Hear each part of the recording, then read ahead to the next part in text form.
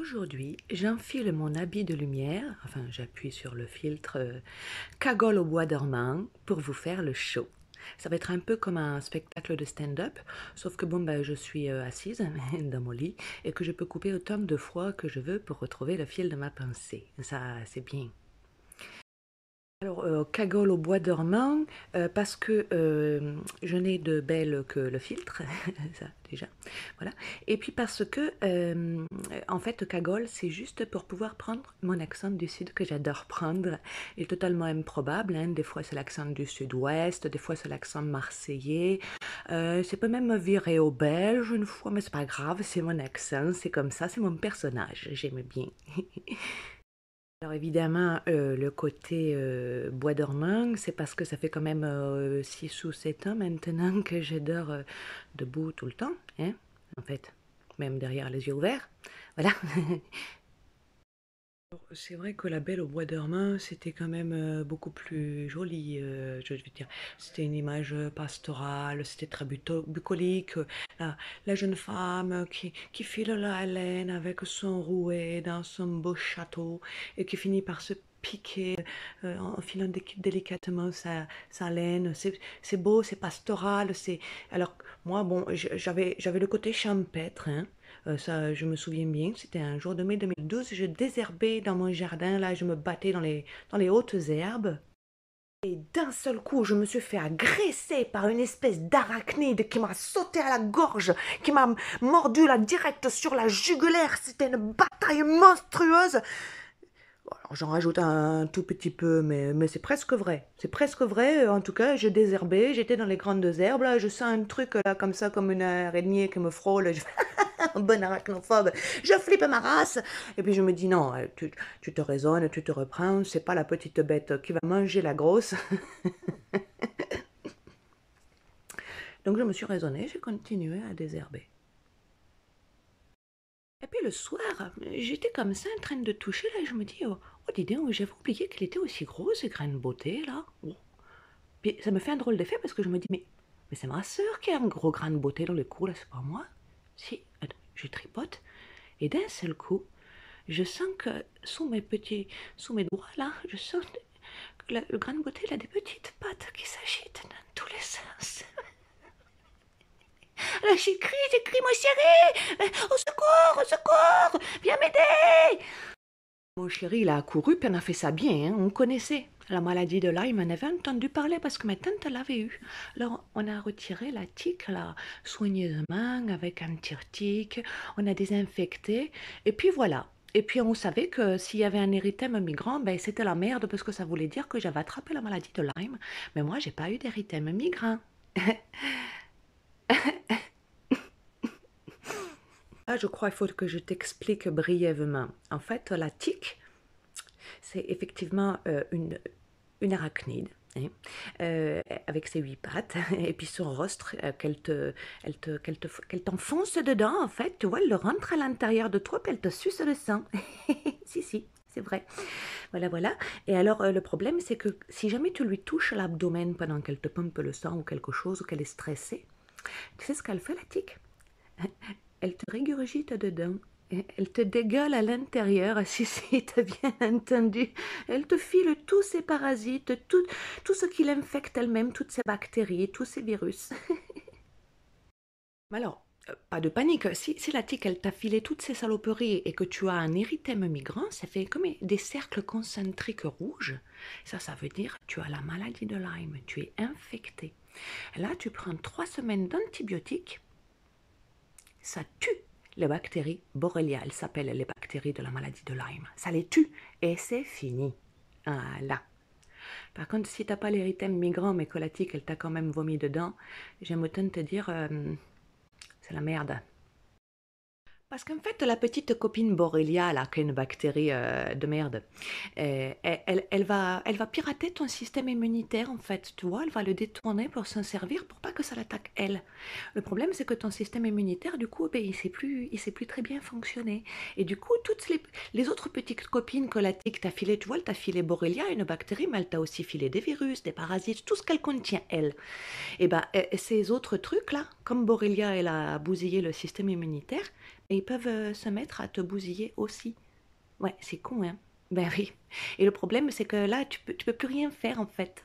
Oui, non. Alors, je vais t'expliquer. C'est un peu compliqué, mais c'est rigolo. Tu vas voir. C'est super rigolo. Parce que l'idée, c'est que si tu n'as pas l'érythème migrain, tu peux toujours faire un test pour savoir si tu as Borrelia à l'intérieur de toi. Voilà. Hein. Il y a juste un petit souci avec les tests. C'est que quand ils ont mis au point les tests, ils se sont rendus compte qu'en fait, il y avait plein de gens qui étaient porteurs de la maladie de Lyme. Ok, tu es pourtant censé être une maladie rare. Alors ils se sont dit, oh bah, il doit y avoir un problème de test. Nos tests sont trop sensibles, hein, puisqu'il y a plein de malades, baissons la sensibilité. Du coup, bah, plus personne n'est malade d'après les tests. Ah oui, j'ai oublié de te dire aussi que en France, par exemple, on teste 3 souches de Borrelia. Il y en a 30 rien qu'en France, 300 dans le monde. C'est rigolo, hein? Voilà. Donc toi, tu reviens négatif. Alors tu cherches ailleurs, hein, tu comprends pas ce qui t'arrive parce qu'en fait, Borrelia, ça te touche absolument partout. C'est selon les souches, ça peut te toucher le cœur, ça peut te toucher la peau, ça peut te toucher le système nerveux, ça peut te toucher le cerveau, c'est plein de choses rigolotes comme ça. Et toi, tu comprends pas pourquoi tu t'effondres comme ça. Tout le monde te dit non, non, tu vas bien. Ah ouais? Ah ben je vais bien. Ah bon? Ah ben je dois devenir folle alors. Ah ben ça va falloir t'y faire parce que ça va revenir souvent. Hein. Ah oui, si, si. Il y a surtout un petit problème de définition finalement, hein. Le Lyme chronique n'existe pas, d'accord. Bon, alors, parce que quand tu as traité Borrelia avec 3 semaines d'antibiotiques, soi-disant, tu es guéri. D'abord, c'est pas vrai, parce que si Borrelia est disséminé partout dans ton corps, tu risques pas de l'avoir en 3 semaines d'antibiotiques, hein. Là, je te parle pas de quand tu viens de te faire mordre hein, et tout dégueuler dedans. Non, je te parle de quand c'est déjà bien installé, quand t'as pas eu l'érythème, que tu as cru que tu n'étais pas malade et que les petites saloperies ont pu se disséminer absolument partout dans ton corps, dans tous les tissus de ton corps. Tout, tout, tout. Mais, d'autant qu'elle se cache dans des biofilms ou alors elle peut se foutre dans les petits vers que la tique t'a filé, tu vois. Elle colonise les petits vers qui, eux, te colonisent. Non, c'est super marrant. C'est super marrant. Ils n'ont pas complètement tort, les détracteurs. Finalement, parfois, les gens, c'est plus tout à fait de Lyme qu'ils souffrent, en fait. Ils souffrent des co-infections de Lyme. Voilà, donc il faudrait définir le truc, en fait. Mais bon, visiblement, ils ont autre chose à foutre. Puis les malades aussi, parce qu'eux, ils ont à foutre de survivre. Hmm. Ah bah si, ça occupe. Ah si, si, je te jure, si, ça occupe, ça te prend du temps. Alors, j'ai bien conscience que c'est particulièrement difficile à imaginer quand on ne le vit pas. Je vois, même pour mes proches, moi, une fois, j'ai écrit quelque chose que je venais de vivre. Et mon mari m'a dit, mais si tu ne l'avais pas écrit, j'avais beau être là et te regarder, jamais j'aurais pu comprendre. Alors, je vais vous lire ce que ça m'a coûté de vouloir faire une petite salade. Une petite salade sous vide, hein, déjà nettoyée, hein, attention, hein. Attention, vous êtes prêts? J'ai voulu faire une salade. Un petit cœur de laitue toute croquante avec du foie de morue. Si, si, c'est bon. C'est une recommandation de Madoc pour la vitamine je sais pas quoi, tout ça, vu que j'ai des carences juste impossibles à avoir dans notre société occidentale. Même que mes mails en tant que doc là, il m'a jamais vu ça, ça crème pas du tout. Mais je m'égare. Alors, une petite salade au foie de morue, simple. Je peux le faire. Alors d'abord, se lever, aller jusqu'au frigo et l'ouvrir. Merde, la salade est dans le bac à légumes. Il va falloir que je me baisse tout en bas, s'accrocher fermement à la poignée de frigo, se pencher doucement, essayer de continuer à voir quelque chose pendant que tout le sang monte direct, enfin descend du coup direct au cerveau. Ouvrir le bac à légumes à tâtons, il faut tirer tout ça bien droit, putain. Il va falloir que je lâche la porte du frigo pour faire ça demain. Voilà, comme ça, bon Dieu, mais il y a vraiment tout mon sang dans ma tête, là, au moins 4 litres. Battre des paupières, faire le point. Il faut trouver le foie de morue dans ce fiche bac. Juste à côté de la salade, parfait.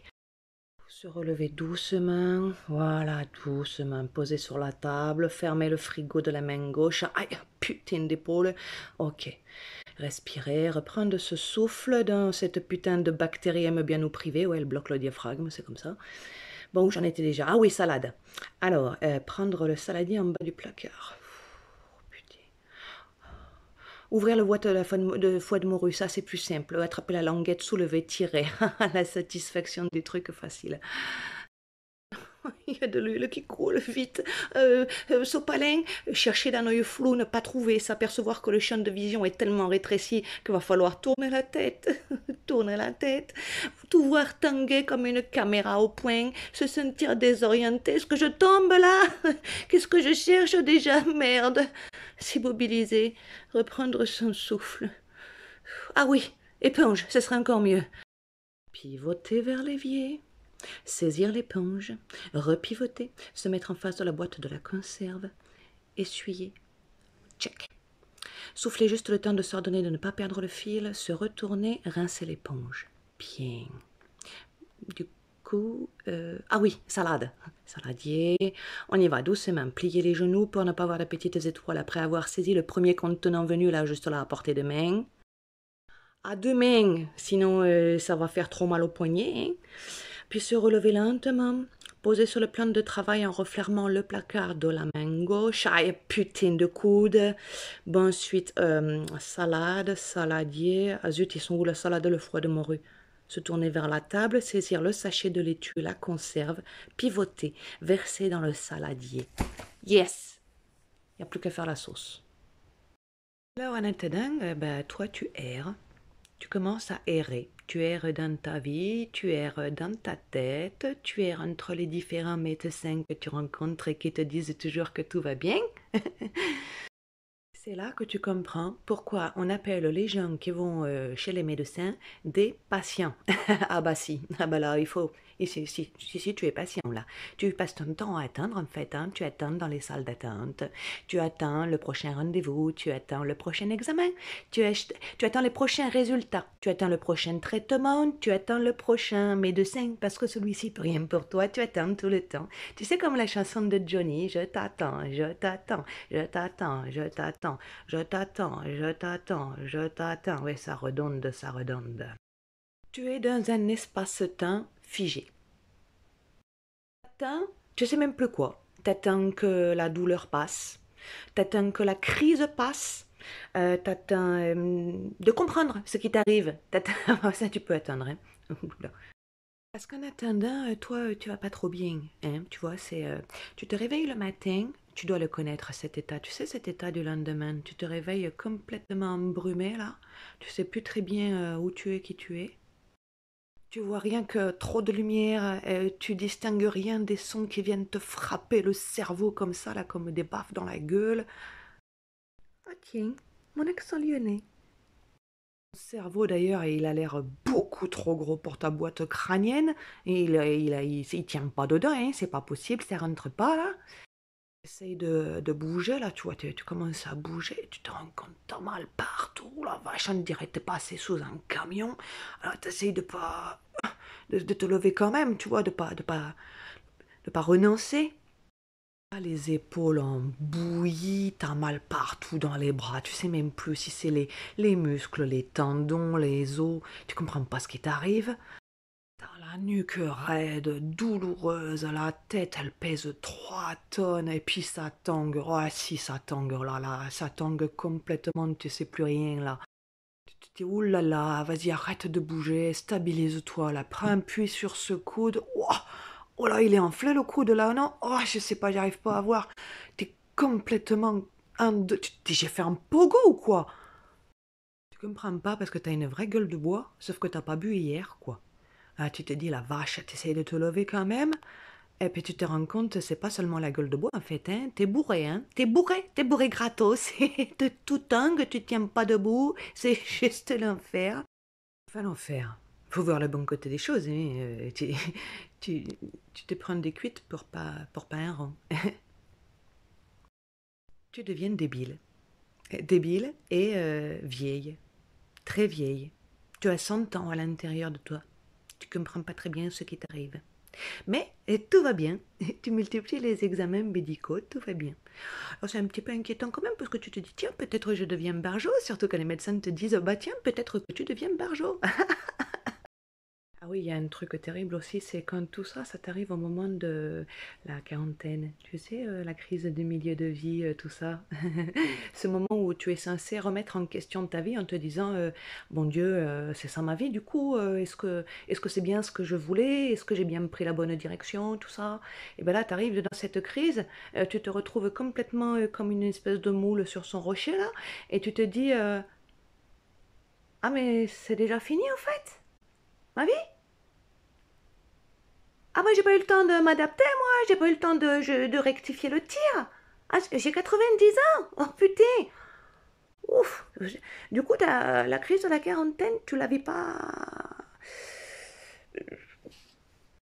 Alors moi, j'ai quand même envie de te dire, là, quand même, il faut que tu te rassures, hein, parce que être capable de multiplier les examens médicaux, parce que tu te sens te liquéfier, et d'entendre à chaque fois tout va bien, sans sombrer dans la folie, c'est quand même un signe de super santé mentale. Ah si, si, je te jure. Ah non, faut être solide, hein. Oh, si, si, faut être solide. Surtout que tu as ton entourage qui dit la même chose que les médecins, en fait, parce qu'on leur dit la maladie de Lyme chronique, ça n'existe pas. Ah, faut pas dire la maladie de Lyme, je t'ai pas dit.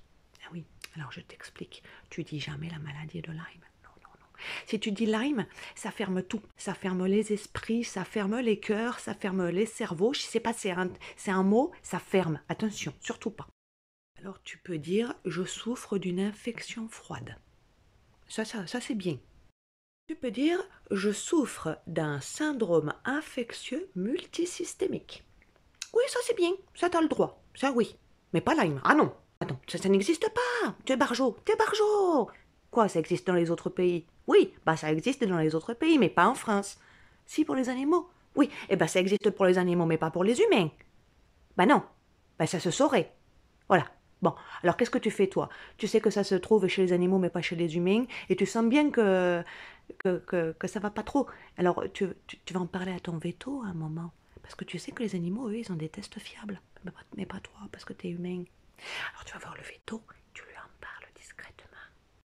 Alors là, c'est rigolo. Parce que d'un seul coup, tu vois ton veto qui rentre sa tête dans ses épaules comme ça. Il se fait tout petit.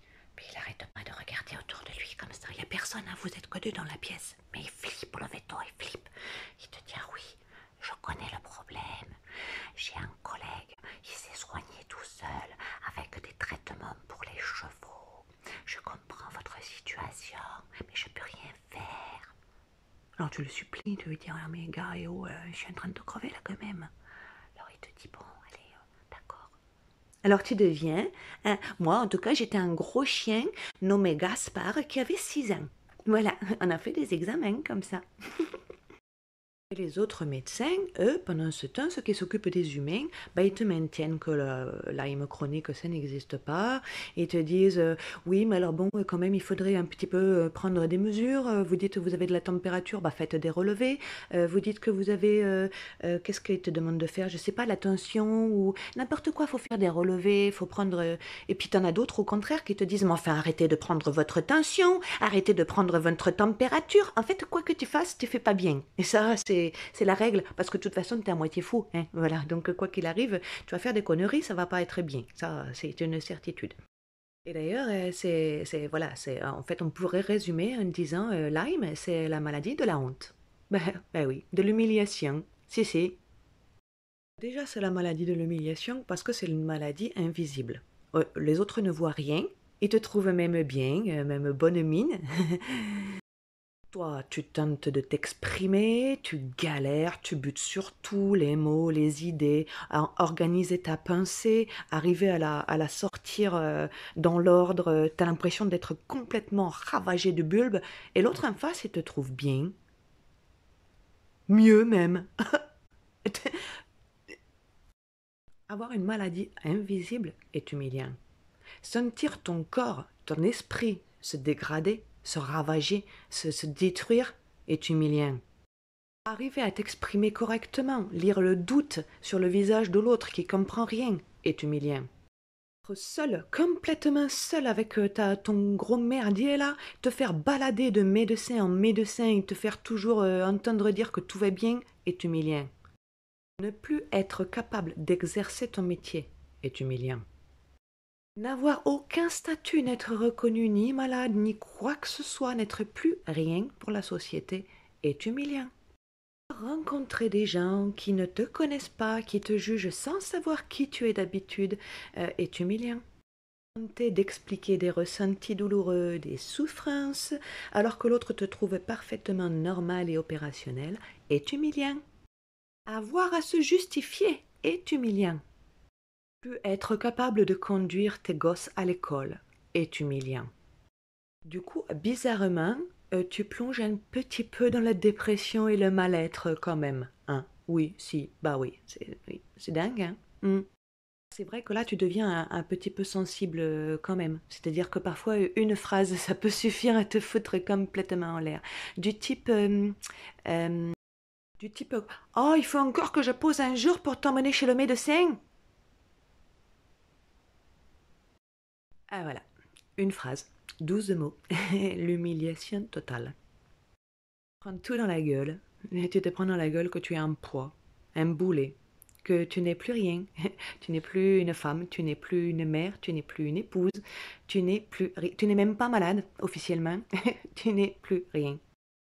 Et des fois, quand les autres le vivent un petit peu mal, la situation, c'est vrai que toi, tu peux péter un petit câble quand même, parce que t'as un petit peu envie de leur dire, ouais, mon gars, je comprends que tu as un caillou dans ta chaussure et que c'est pas très agréable. Mais tu sais quoi, en fait, tu peux l'enlever ta chaussure et virer le caillou, alors que moi, je suis le putain de caillou. Tu comprends?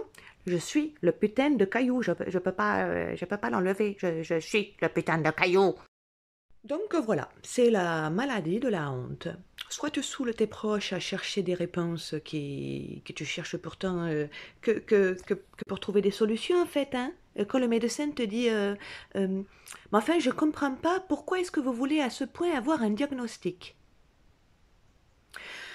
Peut-être pour avoir le traitement qui va avec.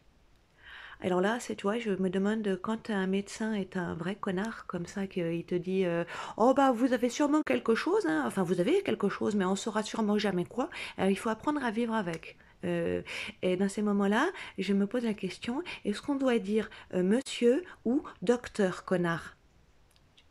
Hmm. Soit tu passes carrément pour un cas psychiatrique puisque tu te focalises méchamment sur une maladie imaginaire. Imaginaire. Faut avoir de l'humour, hein, en fait, pour survivre à cette maladie.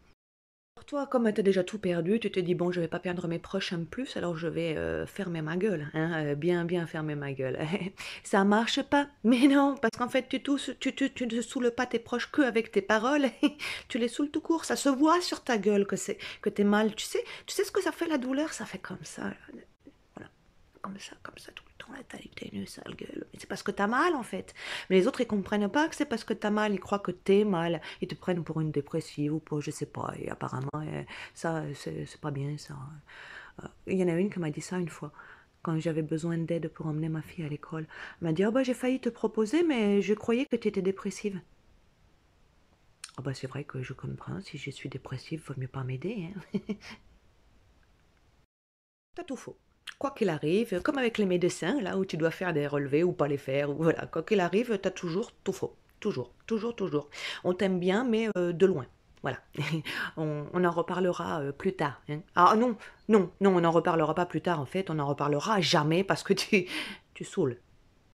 Bref, tu perds tout et tu apprends qu'il y a des choses qu'il ne faut surtout pas dire. Tu ne dis pas Lime, ça on l'a dit. Tu ne dis pas Tu ne dis pas je suis plus rien, je suis plus personne. Bah non, parce que là on te répondrait ouais, bah pose-toi les bonnes questions. Hmm. Ne dis pas je vis un putain d'enfer. Je passe mes journées à attendre toute seule, à me languir des gens que j'aime pour découvrir le soir quand ils rentrent à la maison que je les supporte pas, que c'est un enfer de douleur, leur bruit, leur mouvement. Non, tu dis pas, parce que c'est on t'internerait en fait. Tu ne dis pas, surtout pas, jamais, jamais, jamais, je suis plus rien, je suis plus qu'une mère. Pour mes mômes, c'est bien parce qu'ils ont encore une maman, mais pour moi qui ne fais que gérer la douleur et ne même pas pouvoir profiter de mes mômes, c'est juste l'enfer. Non, tu ne dis pas, surtout pas ça, parce que là, on te brûlerait. Tu peux pas non plus dire, et pourtant tu as envie, j'ai envie de t'évider les yeux avec mes dents. À chaque fois que tu dis, fais un effort, lui, il souffre vraiment, qu'est-ce qui a change-toi les idées. Tu vois, toutes les petites phrases comme ça. Je vais te tuer. Je ne suis pas psychopathe. Alors, ce qui est assez terrible, c'est qu'en fait, physiquement, tu te perds parce que tu as mal partout, tu as mal aux muscles, tu as mal aux articulations. Ton corps, il est vieux, vieux. Tu as l'impression d'avoir pris 40 ou 60 ans dans la gueule. Ça, c'est une chose. Mais après, il y a aussi le cerveau qui est touché chez certains. Alors là, Aurélia, en fait, elle détourne ton système immunitaire, mais bah, surtout, elle se sert dans tes réserves, en fait, hein. Elle te pique toutes tes vitamines, tous tes minéraux, tout ce qui fait justement que ton système immunitaire pourrait marcher. Mais non, mais ce qui fait aussi que ton cerveau pourrait marcher, tu vois. Il y a besoin de vitamines et de minéraux pour faire les connexions cérébrales. Donc, en fait, tu as toujours des neurones, hein, mais ils ne se connectent plus. Et du coup, comme tu as plus tout à fait tous tes minéraux, toutes tes vitamines et toutes tes facultés intellectuelles et que ça rame sévère à l'intérieur, hein, il se passe quoi dans ton cerveau? Hein? Ton cerveau il marche plus très bien et donc il déraille. Et si, tu peux avoir des symptômes psy. Ah, c'est rigolo. Pour quelqu'un qui est soupçonné d'être un cas psychiatrique, c'est trop trop rigolo. Qu'est-ce qu'on se marre. Ah, ça t'en parle pas, hein? Ah non. Ah non, à personne. Oh non, oula. Tu dis pas, tiens, je, je, je perds complètement pied, la réalité, je la trouve trop chelou. Comme, tu sais, des fois, t'as un mot dans ta tête qui te vient et tu te dis, c'est pas le bon mot, ça, c'est pas. C'est un mot, à force de le tourner dans ta tête, il perd son sens. Il veut plus rien dire. Tu te dis, mais je me gourde de mots, c'est pas le bon mot, si, c'est le bon mot. T'es un peu perdu comme ça. Et ben là, ça te fait ça, mais surtout, tout. Je regarde la vie, je regarde la vie et ça me paraît complètement irréel. J'ai l'impression d'être dans un film. Je regarde mon fils, là, voilà, imagine, tu es à table avec ton mari et ton fils, et te parlent. Alors, toi, tu comprends rien, parce que déjà, tu as l'impression d'être dans un film. Puis ce qu'ils disent, ça n'a aucun sens, et tu comprends pas. Euh, Après, ils te posent des questions, alors tu essayes de réfléchir. Ça fait mal hein, quand on réfléchit, hein. Si ça fait mal physiquement, je te jure.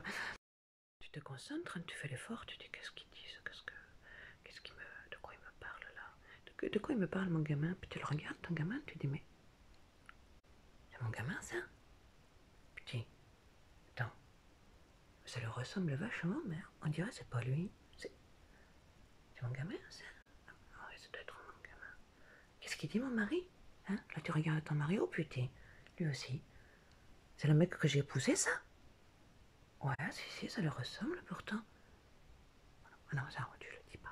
Là, tu dis à personne, personne. Mais c'était fait pareil sur ta propre image. C'est rigolo. Tu te regardes dans la glace, tu te croises, tu fais oh putain, c'est quoi ce truc? Oh la vache! Alors, tu sais, un peu comme elle disait Florence Foresti, des fois, tu te regardes dans la glace, tu fais oh putain, papa. Mais sauf que là, c'est. Tu te reconnais pas en fait. Tu sais pas que tu reconnais ton père. C'est que tu te dis putain, ça me ressemble vachement, mais c'est moi? Je suis comme ça? Ah merde. Bah là, tu te perds totalement, quoi, hein. Tu n'es plus complètement toi, par intermittence. T'es jamais vraiment là, en toi-même, entièrement. Passe ton temps à essayer de te concentrer, à essayer de comprendre. Tu essayes de garder le cap. Quand d'un seul coup, il y a quelque chose qui fait du sens dans ton esprit, tu te dis, oula, attends, hop, hop, t'as pas le temps de saisir le truc qui s'est déjà tiré. Voilà, tu te concentres, retrouver le fil, le suivre à nouveau, les yeux bien rivés dessus, surtout pas le perdre. Tu tentes de développer une idée, tu reviens sur tes pas, tu cherches le chemin, t'es angoissé, tu sais plus. Bon, tant pis. Et puis au hasard, d'un seul coup, tu retrouves une bribe de ce qui avait, de ce qui avait fait se connecter deux neurones. Hop, vite, vite, tu essayes de développer l'idée. Vite, vite, elle glisse, elle rip, elle. Eh ben, de trop tard, elle t'a échappé.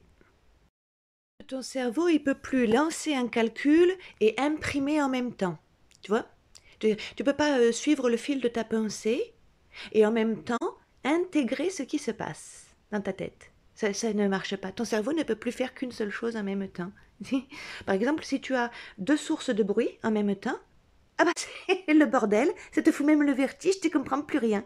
Voilà, il faut une seule source de bruit, il peut se concentrer sur une chose, ton cerveau, pas deux. Laisse imaginer les magasins. Quand tu arrives dans les magasins, il y a du mouvement de partout, il y a de la lumière de partout, il y a du son de partout. Ton cerveau, il fait tu préfères crever maintenant que d'aller dans les magasins. Je préfère crever. Si. Sans compter les vertiges et tout. Enfin, tu vois, non, c'est l'horreur, l'horreur. Conduire aussi, c'est rigolo. Bah oui, parce que c'est pareil. Alors, quand tu sais que rien que le fait de passer ton regard de ton tableau de bord à la route, ça te fout le vertige. Ah, tu vois le... Là, je conduis plus, hein. Non. Bah, tu arrives à un passage. Moi, j'ai arrêté de conduire le jour où je suis arrivée à un passage piéton. Il y avait un gars qui traversait devant moi. Il avait une capuche. Je ne l'ai pas vu. Non, je ne l'ai pas vu. Mon cerveau, on dirait mon cerveau, il voit, il imagine en fait. Il connaît le chemin, donc il voit ce qu'il connaît. Il s'imagine qu'il voit la route. Mais en vrai, il la voit pas. C'est que par souvenir, tu vois. Mais dans la vraie vie, il voit que dalle, hein. Il n'a pas vu le mec. Non. Et ce qui est complètement dingue, c'est que pour les autres, tu as l'air parfaitement normal. C'est un truc de fou. Toi, tu butes sur tout. C'est complètement démentiel. Tu comprends pas comment les autres ne peuvent pas voir que tu galères. Alors, il y a une chose qui est positive quand même, c'est que comme tu es complètement ravagé du bulbe, tu es un petit peu trop ravagé du bulbe pour tout bien comprendre la situation. Je crois que c'est mieux. Si, c'est mieux. Et voilà, je t'ai expliqué notre maladie de la honte, notre maladie multisystémique froide infection, qu'on ne sait pas ce qu'on a. Et puis qu'on a tous un truc différent aussi, hein, parce que chacun son cocktail. Hein. Voilà, moi je sais, dans mon histoire, la tique, elle m'a filé une cousine du palu. J'ai des fièvres de ouf. C'est ça d'ailleurs qui fait que je passe pas pour une folle. J'ai du bol, moi. J'ai de la fièvre. Les médecins peuvent constater qu'il y a quelque chose vraiment. Il y en a d'autres, ils n'ont pas quelque chose de palpable comme ça. Tout est intangible. Ils sont dans la merde. Enfin, moi aussi, hein, mais eux, pire. Mais si on peut toujours faire pire. On peut toujours faire pire. Si c'est pas seulement que les tests sont merdiques, c'est qu'on a chacun notre propre cocktail, on n'a pas deux maladies pareilles et donc pas deux traitements pareils. C'est fun. Et du coup, si on avait des médecins qui faisaient des puzzles, tu vois, avec nos vies, avec le contexte, avec ce qu'on mange, avec comment notre corps il fonctionne, avec nos gènes, eh ben, on pourrait trouver des solutions. Mais nos médecins, c'est plus ça. Hein. Nos médecins, maintenant, ils te cherchent là, dans quelle case tu corresponds du livre qu'ils ont appris par cœur. Si tu ne corresponds pas à une case, c'est que tu dois être cas psychiatrique. Alors en même temps, j'ai envie de te dire, quand tu sais que Lyme, c'est 800 symptômes potentiels, que les gens qui ont un Lyme, un post-Lyme, enfin tu vois, la merde qui suit Lyme, voilà, on va dire ça comme ça, hein, la merde qui suit Lyme de façon chronique, quand tu sais que ces gens-là, j'ai perdu le fil, merde. C'est ça, donc 800 symptômes potentiels, donc autant de te dire qu'avant de faire un diagnostic clinique sur les symptômes cliniques, il va falloir s'accrocher. Et en moyenne, les gens qui ont le Lyme, la suite de la merde de Lyme, ils ont une trentaine de symptômes chaque jour. Une trentaine de symptômes chaque jour. Et à la fac de médecine, on leur apprend quoi aux médecins? On leur dit attention, si le gars il arrive avec plus de 5 symptômes, orientez-le en psychiatrie. T'as compris? Du coup, le malade il fait des deuils. Des deuils, des deuils, des deuils. Plein de deuils. C'est... Voilà. Puis t'as des gens qui te disent t'as du courage. Hein. Du courage. Non, le courage, c'est quand tu as une situation merdique là et que tu choisis de l'affronter. Nous, on n'a pas super eu le choix en fait. Hein. Non, ben non. Ça s'appelle plus subir que avoir du courage, à mon sens. Enfin voilà. Je dis ça, je dis rien. Donc maintenant, ta vie, ça consiste à ça. Ça consiste en perdre tes idées tout le temps, vivre dans l'instant. De toute façon, tu ne peux pas vivre ailleurs. Hein. Tu ne peux pas vivre dans le passé, tu t'en souviens pas, parce que ton cerveau, il imprime rien, tu n'as plus de mémoire à court terme. Tu sais, c'est ça le problème. Je t'expliquais tout à l'heure, tu peux pas faire deux choses en même temps. Imagine, on te demande une opération. Moi, ça m'est arrivé, véridique, hein. Je devais encaisser deux bières à 2 euros et un dio à 2,50 €. Putain, de mon cerveau, ça fait 7, à peu près 7, un peu moins. Je sais pas pourquoi. Je sais pas pourquoi il dit ça, mon cerveau. D'où ça lui est venu, j'en ai aucune idée. Mais je pouvais pas retenir les chiffres et calculer en même temps. C'est pas possible. Tu peux pas retenir l'opération à faire et le contenu de l'opération en même temps. Puis alors au bout de longtemps quand même, parce qu'il te faut des temps pour bien capter les choses, bah, tu comprends que tu iras jamais mieux en fait, hein, que ben, voilà, tu as tout perdu, mais tu fais des deuils, tu fais les deuils de ta vie passée, les deuils de ton travail, les deuils de ta vie sociale, le deuil de toi-même, de ton intelligence, voilà. Tu développes des stratégies parce que t'es pas complètement débile quand même. C'est juste que ça se connecte pas, mais en vrai, ça marche dedans. Si ça se connectait, ça marcherait. Mais tu peux pas vivre dans le futur non plus parce que là, dans le genre incertain, ça se pose là. Hein, tu sais pas. Tu vis dans le présent, enfin, tu vivrais dans le présent si tu pouvais percevoir autre chose que la douleur. Et par moments, ça arrive. Et voilà, par moments, ça. Donc, dans ces moments-là où tu n'es pas complètement enseveli sous la douleur, ce que tu fais, c'est que tu mets au point des stratégies pour survivre. Plein de stratégies. Ah, bah, j'ai du bol, mais t'es pas complètement con. Enfin, tu vois, euh, en vrai, dans le fond. Alors, au début, comme tu constates bien que tu perds la boule et que tu n'arrives plus du tout à t'organiser, tu te mets au point des programmes, tu vois. Tu te programmes ce qu'il faut faire dans ta tête, tu te mets des plans. Sauf qu'en fait, tu sais pas si tu vas être en état de réaliser les plans d'une minute à l'autre. Tu peux complètement, tu vois. Donc, il n'y a rien de prévisible, de prévisionnable, de- Ça marche pas. Mais ça marche pas parce que ton cerveau peut pas retenir tes programmes. C'est complètement contre-productif. Du coup, tu te mets des charges mentales en place pour pouvoir pallier à tes déficiences. Mais en fait, c'est toi, tu te crées ta propre charge mentale en fait, en t'imposant des programmes pour pouvoir assurer. Mais tu te crées des trucs que tu peux pas assurer. C'est voilà. Donc tu apprends à plus rien prévoir en fait, hein. Vivre dans l'instant, c'est bien. C'est déjà énorme en fait. Voilà. Par exemple, imagine, tu es un jour vraiment où ça va pas, tu as la tête qui te fait mal, mais qui te fait mal. Ah tiens, c'est rigolo ça. Ta tête qui te fait mal, c'est une horreur, t'en peux plus. Et tout ce qui te fait du bruit autour de toi, du mouvement ou de la lumière, ça te fait des coups dans la tronche hyper violents, c'est terrible. T'as envie de t'isoler, tu veux te cacher, mais t'es chez toi avec toute ta famille là en fait. Il y a ton mari, tes enfants. Alors toi, tu te réfugies dans les chiottes, vite, vite, vite, parce que tu sais plus comment faire, tu tiens plus debout, t'es sur le point de t'évanouir, t'as presque envie de t'évanouir tellement tu souffres en fait. Tu te caches dans les toilettes et là tu te dis putain, il faut que je mette au point une plante de fuite. Tu te dis bon, je vais m'enfuir dans ma chambre. Je prends un magazine hein, dans les chiottes, je sors, je passe vite fait dans le salon, je récupère mon médicament, je l'avale, je chope le chat dans la cuisine et hop, je me tire en haut, faire un câlin au chat en me bouquinant.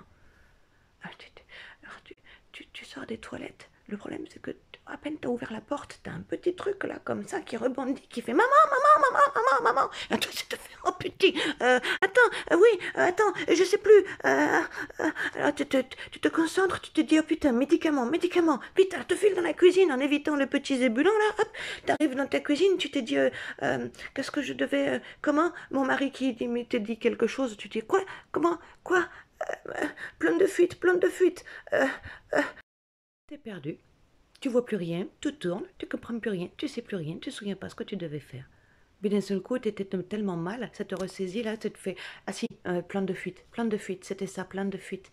Alors tu sors de la cuisine comme tu peux en tanguant, euh, Médicament, ok.